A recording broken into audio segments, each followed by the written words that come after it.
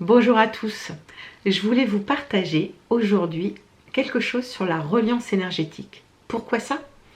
Parce que j'ai été sollicitée il y a quelques semaines par Féminin Bio. Féminin Bio a tellement adoré mon livre sur le chemin du cœur qu'ils m'ont proposé de faire une nouvelle chronique après celle de l'ancrage d'il y a 2 mois. Une chronique sur la reliance énergétique. Qu'est-ce que c'est que ça, la reliance énergétique?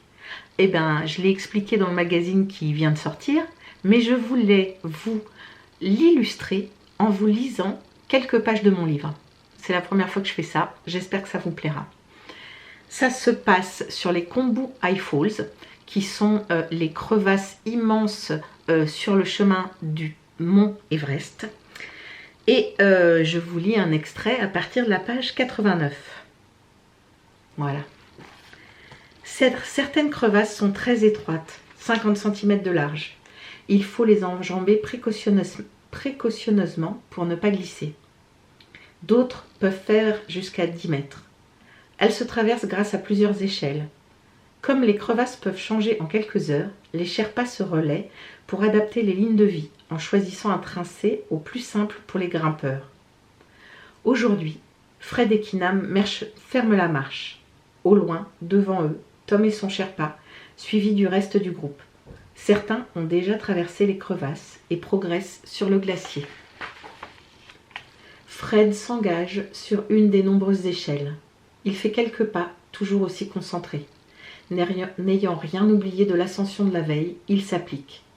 Aujourd'hui, ses crampons bien calés sur les barreaux, il arrive à éviter les faux rebonds dus à son poids. Tout à coup, quelque chose change. Difficile à définir. Une vibration dans l'air. Lui, l'ancien DJ passionné de musique, tend l'oreille. Un silence étonnant. La montagne se tait. Elle attend. Presque imperceptiblement, l'échelle qu'il vient d'emprunter se met à trembler. De plus en plus fort. Les vibrations s'accentuent, comme si les basses fréquences de la Terre remontaient à la surface. Et c'est à ce moment-là qu'il l'entend. Le bruit sourd.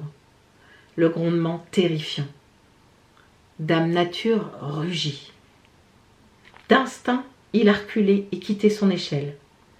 Il lève la tête et comprend. « Avalanche !» hurle Tom en se retournant. Le cri d'alerte était inutile, le bruit suffisait. Le nuage blanc fonce droit sur Fred. Il ne lui reste que quelques secondes à peine. Dans les moments de survie, tout geste devient réflexe.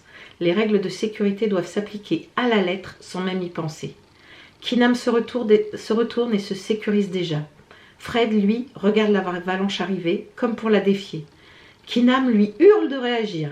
Fred se tourne vers son Sherpa. L'acuité avec laquelle Kinam le regarde dans les yeux, durant une fraction de seconde, suffit pour le sortir de sa torpeur. Malgré le poids de son équipement, il plante son piolet d'un coup vif et l'enfonce avec un énorme coup de crampon du pied droit. Il y enroule son cordage, 2 tours seulement, pas le temps de faire plus. Position fétale, dos à la montagne. Prendre une grande respiration. Bander tous ses muscles, se raidir à la limite de la douleur pour tenir. Et prier. Impact. Je croule sous une déferlante de jugement, une avalanche d'interrogations. Lors de la révélation fracassante de Fred, je n'ai pas su rester neutre. J'ai donné le change, mais j'étais si abasourdie que j'ai oublié la conversation ayant suivi son annonce. Je culpabilise.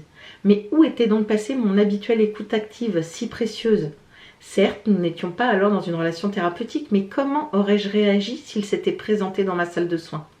Je suis ensevelie sous le poids des questions insolubles. Comment pourrais-je aimer cet homme? Pourrais-je assumer une relation avec lui? Oserais-je le présenter à ma famille? À mes amis? Comment? Faudrait-il leur cacher son histoire ou la révéler? Oserais-je un jour le laisser seul avec ma fille? Voilà la reliance. J'ai senti l'avalanche. Et j'ai senti plein d'autres trucs lors de son ascension. Je vous laisse les découvrir. Merci de votre écoute.